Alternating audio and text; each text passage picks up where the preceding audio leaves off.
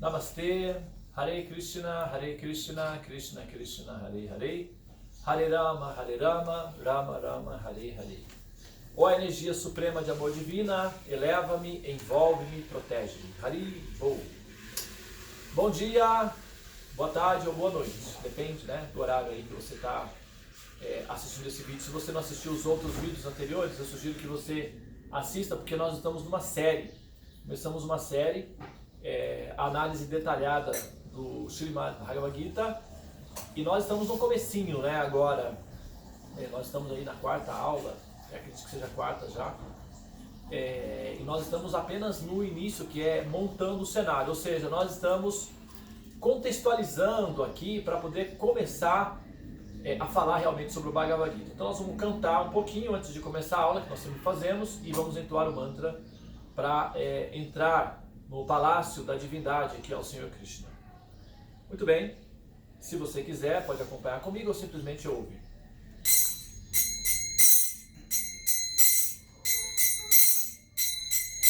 Jaya Radha Madhava Kunja Bihari, Jaya Radha Madhava Kunja Bihari, Jaya Gopi Jannavalabha Girivaradhari, Jaya Gopi Jannavalabha Girivaradhari, Yashodhanandana Braja Janaranjanam, Yashodhanandana Braja Janaranjanam, Jamuna Tira Vanachari, Jamuna Tira Vanachari, Jaya Radha Madhava Kunja Bihari, Hare Krishna, Krishna Krishna, Hare Hare, Hare Rama, Rama Rama, Hare Hare, Hare Krishna, Krishna Krishna, Hare Hare, Hare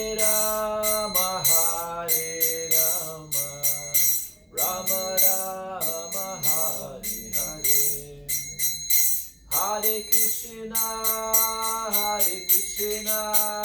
Krishna Krishna, Hare Hare, Hare Rama,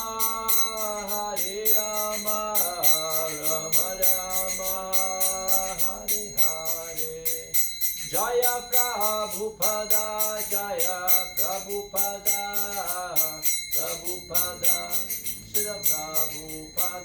Shri Prabhupada, Jaya Prabhupada, Jaya Prabhupada, Srila Prabhupada, Prabhupada,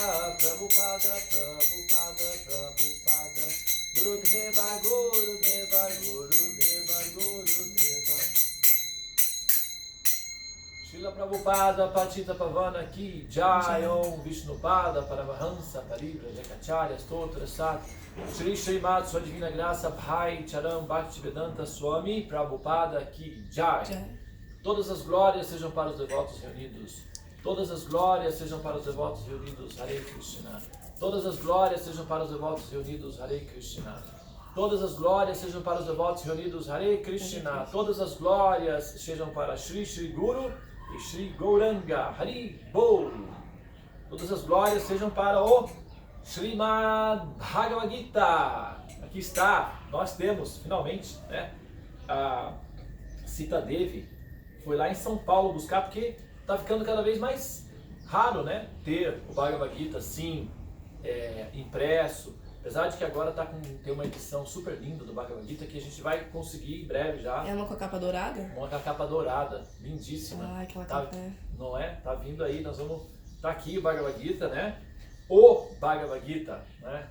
O Bhagavad Gita. É o livro Bhagavad Gita. Agora, o conteúdo é a Gita, que é a canção. Então você pode usar os dois termos aí, não se preocupe não com essa nomenclatura aí, que é igual Xerox e Xerox, né? Se alguém disser, não é Xerox, é Xerox, mas aí, né, não vai perder tempo com isso daí, vamos dar sequência. Ou Bhagavad Gita, ou a Gita, você fica à vontade, tá? Muito bem, agora, nós não vamos, usar a princípio o Gita agora não, porque nós vamos utilizar a gente vai começar a utilizar quando tiver assim os versos em sânscrito. Nós vamos ter aqui, quando começar os versos em sânscrito, nós vamos ter aqui um quadro e você vai aprender a falar os mantras em sânscrito do Bhagavad Gita. Isso vai ser bem interessante porque vai nos dar a oportunidade de aprender um pouco sobre a língua, o sânscrito, e entoar o sânscrito, refina os tecidos cerebrais. Nós vamos falar sobre tudo isso, gradualmente, tá? Então está aqui, Srimad Bhagavad Gita, ele vai ficar aqui do nosso lado. E aqui nós vamos continuar então com o tema que é o montando o cenário, né? Na última aula nós comentamos alguma coisa sobre,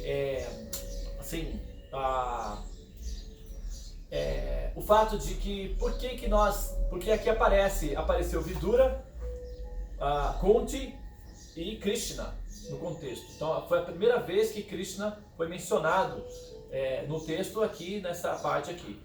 Então é necessário a gente fazer uma pequena contextualização sobre Krishna. Não dá para falar sobre Krishna. Na verdade, para o Vaishnava, só existem duas instruções fundamentais. Todas as outras instruções são correlatas a essa instrução, ou seja, elas são subordinadas a essa instrução. Então a instrução é essa, são apenas duas. Sempre lembrar-se de Krishna, jamais esquecer-se de Krishna. Se você fundir essas duas, dá uma única instrução. Qual é? Ocupar a mente 24 horas em Krishna. Isso quer dizer Samadhi. Isso significa autorrealização. Quando você tiver ocupado a mente 100% pensando em Krishna em todos os momentos da sua vida, isso significa que você está em Samadhi. Você já não vive mais no mundo material, chamado mundo material. Você já está fora do programa, da simulação. Você já está fora. O corpo está atuando aqui, nos três modos da natureza material, mas a mente já está fora dos três modos da natureza material, está em Vishuddha Sattva, transcendental aos três modos da natureza material. É uma técnica, é o despertar, na verdade. Agora, como é que você vai ocupar a mente 24 horas por dia pensando sobre Krishna? Tem que conhecer a técnica, chama-se sadhana, sadhana bhakti. Bhakti significa a intensidade de amor e sadhana significa a disciplina regular que treina a mente para conectar-se 100% com Krishna. Quando esse momento chega, aí tudo vira Krishna, todas as coisas que você faz simplesmente está conectado com Krishna e não há a menor maneira, a menor chance de você pensar em outra coisa a não ser Krishna. É uma espécie de autismo existencial que na verdade é a libertação total. Então o ser fica hiperfocado, e esse hiperfoco é Krishna, e Krishna é a verdade absoluta, então esse hiperfoco na verdade é a libertação total do ser. Compreende? Isso é uma técnica que se vai se aprendendo gradualmente, tá? Então a gente não tem como falar de Krishna. Na verdade, porque Krishna é o absoluto, não tem como a gente aprender completamente Krishna. O que nós vamos fazer é nos nutrir um pouco dele. Algumas pessoas às vezes comentam assim, mas eu tenho aquela intuição de aprender todo o conhecimento, ou seja, conhecer absolutamente, né? Essa intuição ela não é ruim, é uma intuição correta. É o desejo de aprender completamente tudo sobre o absoluto, tudo sobre Deus, né? Sobre tudo, sobre o que é o amor, sobre o que eu nem sei quem sou. Saber de tudo. Agora o que acontece? A alma, quando ela está condicionada, ela está presa na plataforma da Tamaguna, que é a ignorância existencial, ela sente uma ansiedade de aprender o absoluto, de saber de tudo. Ela sente que tem a necessidade de compreender o absoluto no seu estado absoluto. Ok, não tem problema, começa a partir daí. Então ela vai atrás dessa busca. Na medida em que ela vai se realizando, ela vai percebendo que a quantidade que ela consegue se nutrir de Deus, do absoluto, é o suficiente para ela ficar completamente satisfeita e não alterar em absolutamente nada o absoluto. Por exemplo, para dar um exemplo aqui fácil de entender. Imagina que você está com muita sede. Se você está com muita sede, é porque você está separado da água. Você não tem acesso à água. Então, devido à ausência do elemento água, você sente sede. Então, você fica com muita sede. Então, quando você está com muita sede, você imagina assim, eu beberia um rio Amazonas agora. Não é assim? A mente não, eu vou beber o rio Amazonas. Sim. Eu bebo tudo, bebo. Não é assim? É. Aí a pessoa vai correndo até o rio. Eu vou beber. Chega lá, bebe 1,5 litro de água, já fica assim zonzo. Não alterou em absolutamente nada o rio Amazonas. E ela não consegue mais beber o rio. Ela já ficou plenamente satisfeita, até deita para se acalmar. Não é isso que acontece? A mesma coisa. A alma, quando está ignorante de Deus, ela pensa, não, mas eu preciso, quero compreender tudo, o absoluto, no total. E isso é bom, porque significa que ela está desejando a água da vida, que é o Supremo. Então, quando ela chega naquele ponto, ela se alimenta de Deus, de Vishnu, de Krishna, e ele não se altera. Ele continua exatamente o absoluto, mas a alma já ficou plenamente satisfeita. Dos efeitos é esse, por exemplo. Tem uma pergunta que é uma pergunta metafísica, uma pergunta teológica, que diz o seguinte: mas se Deus criou tudo, então, quem criou Deus? E aí, quem criou Deus? Mas foi o outro, mas então quem criou aquele? Então esse negócio, ele fica um processo como? Infinito, certo? Então infinito é uma forma de dizer que o processador, que é a nossa capacidade de compreender, entrou em colapso, colapsou. Então o colapso... né? Tipo... Como? Estagnou, você também? Estagnou, ou seja, a elasticidade não consegue ir mais além. Então, quando a nossa inteligência, ou a nossa capacidade de percepção alcança o limite máximo, a elasticidade da inteligência alcança o máximo possível, nós chamamos isso de infinito, que é um adjetivo para explicar a nossa incapacidade de ir além compreendendo aquele tema. Claro que tem mais coisas para ser entendido, é que a inteligência não alcança ali, né? Agora, no nível em que a inteligência não consegue ir mais além, a alma já fica plenamente satisfeita. Então, é claro que, por exemplo, para que alguma coisa tenha criado Deus, essa coisa tem que ser Deus e um pouco a mais que Deus. Correto? Para que essa coisa a mais que Deus, para ter criado Deus, precisa ser Deus que criou Deus e tem que ser sempre uma coisa a mais. E essa coisa que vai crescendo infinitamente, ilimitadamente, é como aprender essa infinitude de possibilidades de grandezas infinitas. É a mesma coisa que tentar beber toda a água do rio Amazonas. É simplesmente uma possibilidade muito pequena disso acontecer. Imagina você abrindo a boca e, rio Amazonas, vou beber você. É um absurdo. Então, aprender o absoluto na sua totalidade simplesmente uma coisa meio infantil. Agora, o que acontece? É que não é que fica vazio.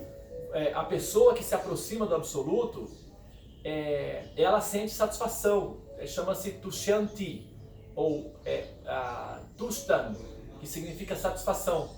Então ela fica satisfeita, ela fica feliz, ela sente amor. Então esse amor que ela sente pelo Supremo faz com que a compreensão de que ele é infinito e absoluto fique tudo bem, ok.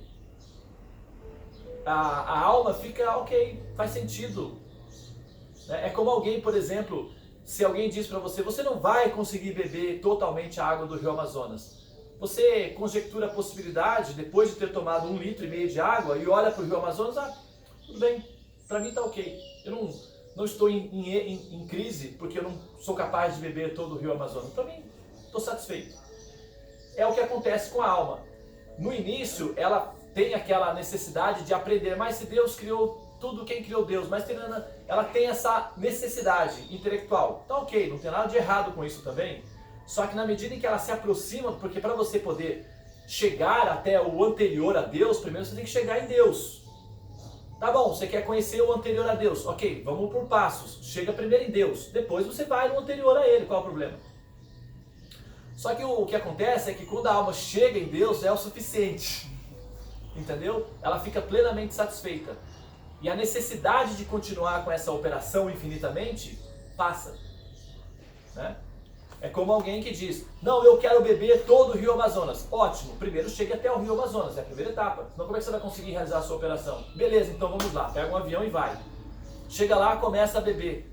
Conclui, não dá, o seu amigo vai dizer, não dá. Ah, tudo bem, eu estou satisfeito, já bebi o suficiente, já sei que não sou capaz, mas também não estou em crise com relação a isso não. Eu aceito isso na boa, sem problema. É mais ou menos o que acontece com a alma. Ela quer compreender o absoluto na sua totalidade, mas se Deus criou tudo, quem criou Deus? Ótimo, você quer compreender isso? Sim, quero. Então vamos chegar a Deus primeiro. Depois que a gente chegar lá, aí a gente vê a próxima etapa. Vamos montar o quebra-cabeça por peças. A primeira peça é chegar a Deus. Uma vez que a alma chega ali, aí já muda tudo. Faz sentido? Muito bem.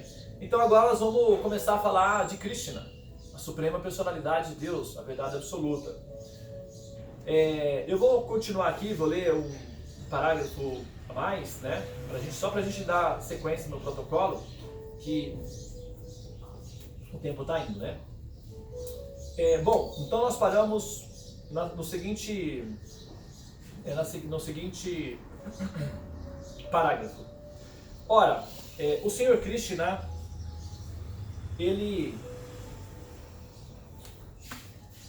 o Senhor Krishna não era um homem comum, mas a própria divindade suprema, que havia descido à terra e desempenhava a função de príncipe numa dinastia contemporânea. Nesse papel, ele era sobrinho da esposa de Pandu, Kunti, ou Prita, a mãe dos Pandavas. Assim, quer como parente, quer como eterno defensor do Dharma, da religião, Krishna favorecia e protegia os virtuosos filhos de Pandu. Então, os Pandavas eram devotados a Krishna. Duryodhana, eles tinham alguma consideração por Krishna, mas eles não eram tão devotados assim a Krishna. Então nós temos aí o arquétipo do devoto e o não devoto. Tá? Não necessariamente, absolutamente nesse sentido, porque Duryodhana, ele era Balarama, que é uma expansão de Krishna. Balarama era afeiçoado a Duryodhana. Poucas pessoas, quando vão estudar o Bhagavad Gita, tocam nesse ponto. Meio que, como é complexo falar do assunto, então meio que coloca, né? Era nisso que você estava falando na outra. Na aula anterior eu mencionei isso daí. Porque Duryodhana, ele era inimigo dos Pandavas, ele queria matar os Pandavas. Os Pandavas eram devotos de Krishna.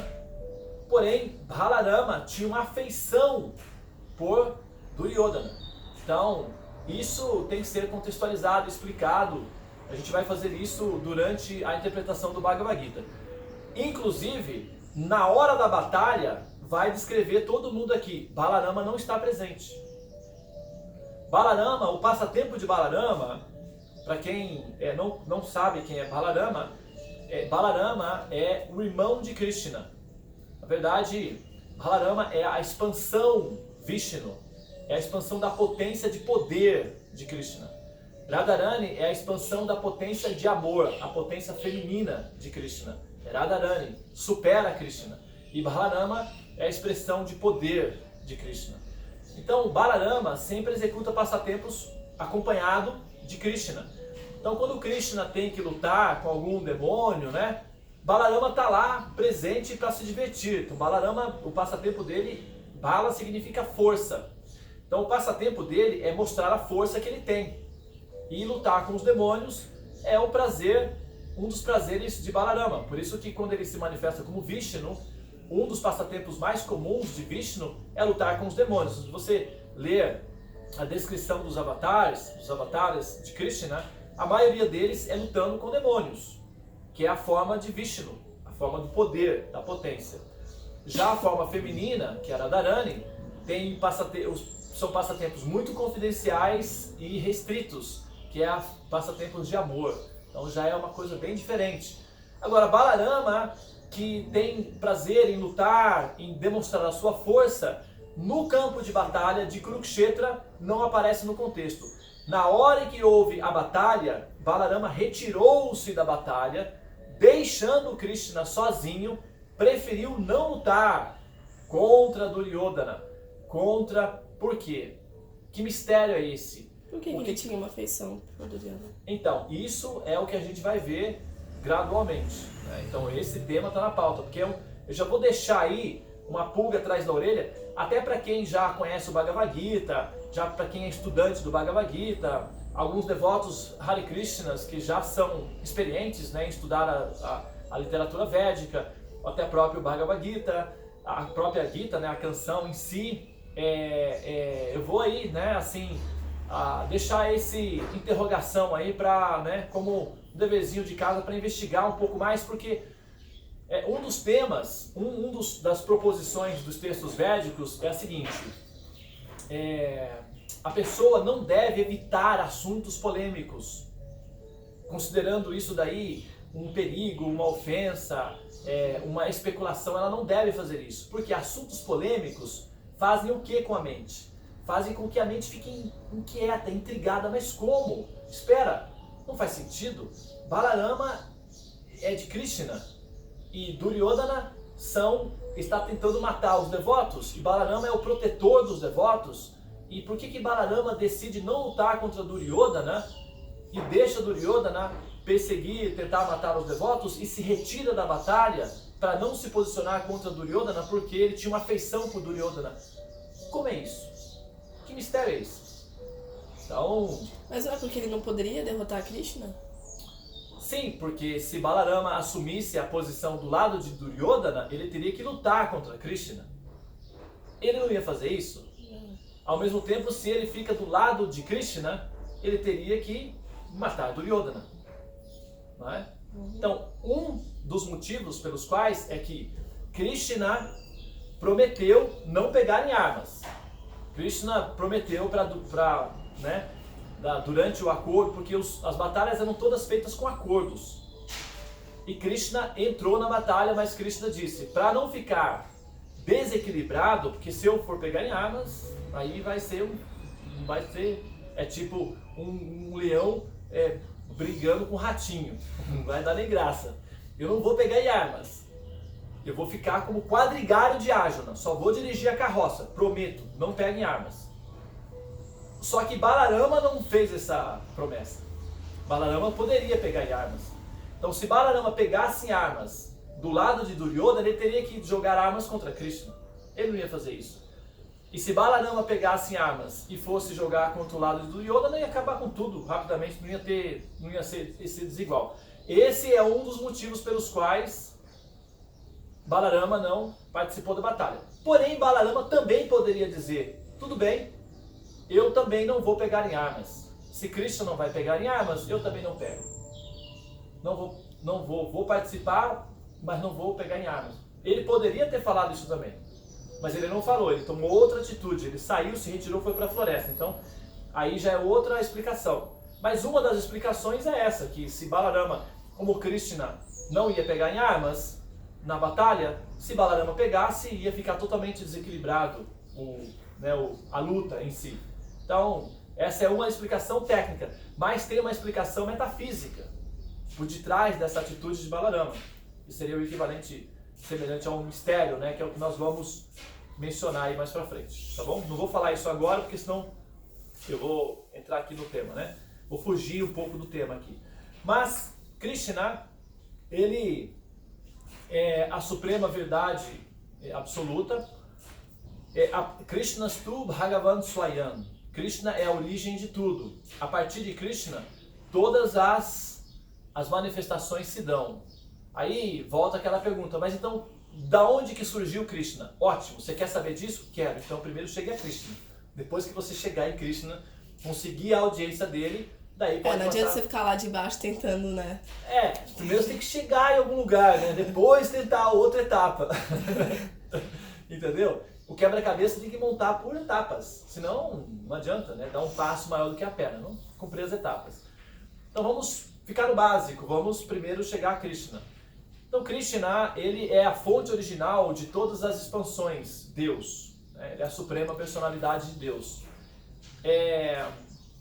O caso é que, diferentemente das mitologias, digamos assim, que apresentam diferentes teorias, né, sobre o que seria o Criador, né, como Zeus e os babilônios, os fenícios, os maias, etc., que são as mitologias mais ou menos criadas, não é, pelo ser humano.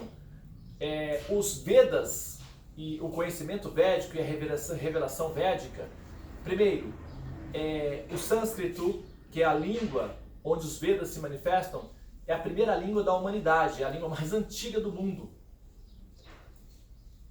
Isso não sou eu que estou falando, não. Se você vai você procura a pesquisa nos sites científicos tratando do assunto, é isso que vai aparecer. O sânscrito é a língua mais antiga da humanidade, é a primeira língua do planeta, e ela está viva.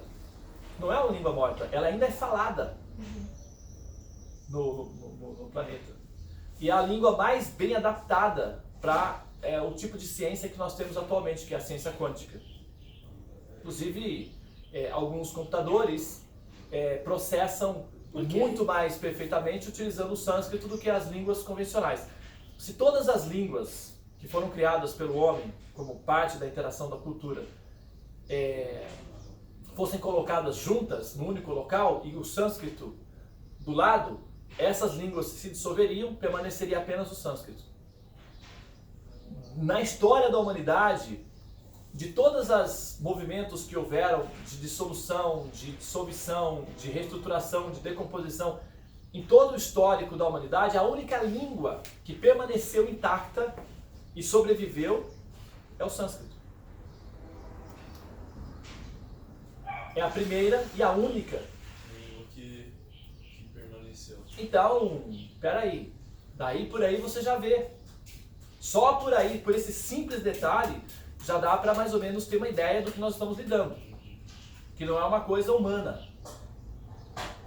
Todas as línguas criadas pelos seres humanos se decompuseram com o passar do tempo. O sânscrito, a palavra sânscrita, sans significa junto, feito junto. Krita significa bem feito. Sânscrita, ou Krit, como nós falamos, Sukrit. Krit significa perfeição, prazer, felicidade, piedade. Sânscrit significa feito junto de uma maneira consistente, concisa e perfeita. Feito para durar. Uau. Entendeu? Então, a civilização que criou essa língua não é uma civilização humana. Ela veio de fora. Ela foi introduzida no planeta por uma comunidade chamada Devas. Os Devas são pedagogos que vêm de fora, de outras regiões do universo, para fazer trabalhos pedagógicos, filantrópicos de introduzir cultura e educação nas colônias subdesenvolvidas, como o planeta Terra, por exemplo. Eles viajam no espaço, eles têm o mapa das colônias subdesenvolvidas e eles vão lá, os administradores enviam grupos de pedagogos, esses grupos vão a essas colônias subdesenvolvidas, das quais a Terra é uma delas, e eles introduzem e treinam os nativos locais para aprender cultura e tecnologia, que é o chamado humano, é o nativo local. Os devas vêm, escolhem alguns mais ou menos adaptados, transmitem conhecimento e estabelecem a cultura. Depois eles ficam fazendo a manutenção, como um governo. Por exemplo, o governo do Brasil. Tem uma região lá, uma cidadezinha lá, não sei aonde, que, enfim, carece de escola, saneamento básico e tal. Então o que o governo faz? Envia um grupo para administrar aquele local e envia subsídios. Daí ele instala a escola, treina professores, treina pessoas, que vão fazer agricultura, etc, etc, e dá todo o subsídio para que aquela região se desenvolva e fique no nível do país. Não é assim que o governo faz? Então, o governo desse universo, o governador desse universo chama-se Brahma. Ele é o arquiteto do universo. Então ele tem um mapa do universo e ele sabe onde estão as colônias que estão subdesenvolvidas. E as colônias, como a Terra, pululam no universo. Aparece aqui, ali, vai aparecendo. Então, na medida em que vai aparecendo uma colônia, por exemplo, agora, em alguma parte do universo, tem um planeta semelhante à Terra há 20 mil anos atrás. Então, esse local precisa de subsídio, de atenção, de educação, de cultura, que não vai ficar lá subdesenvolvido por muito tempo. Então, é enviado um grupo de pedagogos, técnicos treinados, capazes de introduzir educação, cultura, conhecimento. Na linguagem atual seria o equivalente de alienígenas. Eles vêm, dão conhecimento, treinam as pessoas locais, os nativos locais e emancipam com cultura para que eles possam chegar ao nível dos que já estão mais desenvolvidos no universo. Esses são chamados Devas. E são esses pedagogos, Devas, que introduziram os Vedas, que são um conhecimento. Então, quando eles colocam uma tecnologia na Terra, essa tecnologia não se dissolve, porque ela é muito superior. Ela já está num nível avançado. Por exemplo, hoje, a pessoa vai fazer alguma coisa, já tem, não é, estrutura muito superior a 100 anos atrás. Imagina uma civilização que tem um conhecimento muito superior de milhões de anos à frente, que tem um cérebro com maior capacidade que o cérebro humano. O que não pode fazer? Por exemplo, só para finalizar aqui, que eu já estou estourando o tempo. Passei 1 minuto, vou passar mais 4, para 5, para finalizar aqui. E isso a gente nem começou a falar de Krishna, a gente está indo no jardim, nos bastidores, para até chegar. Vamos chegar, a gente tem tempo. Então, imagina, o macaco, ele é considerado quase um ser humano. Quase. A diferença de um macaco para o ser humano é só 2% de genes. 2 a 3%. Quer dizer, o macaco, ele tem 97% do código genético do genoma humano. Só 3% de diferença. O que é isso? 3% não é nada, praticamente, não é isso? Tem 100%, você tira 3%, vamos supor, você tem 100 reais. Você dá 3 reais, você compra lá, sei lá, uma água mineral de 3, sobrou 97. Praticamente não tocou, não é isso? Você quase está com quase 100, não é assim mesmo? Então, não dá muita diferença. Agora, veja bem, 3% de diferença do código genético do macaco para o ser humano, olha o que o ser humano conseguiu fazer. Esse negócio aqui é muito fantástico. Estamos conversando lá com pessoas que estão